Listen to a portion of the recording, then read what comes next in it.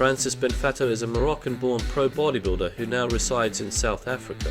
Benfatto competed mainly in the 80s and 90s, with a return to the stage in 2006 at the age of 48. After a number of amateur successes including the 1982 Mr.France and the 1985 Mr.Universe, he decided to turn pro in 1986.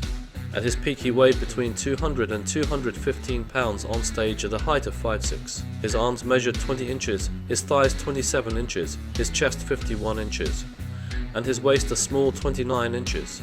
Benfatto had near-perfect symmetry. Spotting his huge potential, Joe Wider signed Benfatto to a contract in 1990, the year which saw his highest place finish in the Olympia at 6th. There followed a series of top place finishes over the next 3 years in the pro ranks, including a 7th place finish at the 91 Olympia, a top 10 at the 91 Ironman Pro Invitational, and a 9th place at the 92 Arnold Classic. Despite competing prolifically during the 80s and 90s, he was never able to secure a pro win, and in 93, with the onset of the masked monster era, he decided to retire. He came to the realization that judges would never favor smaller, more symmetrical physiques over larger, but less shapely ones.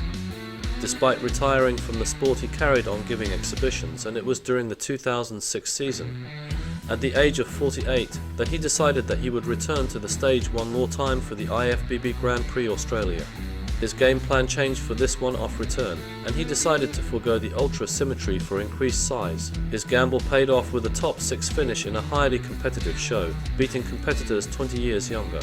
The show was won by Ronnie Rockel, with Lee Priest coming in second. Benfatto continues to train, and now well into his 60s, he still maintains an excellent physique.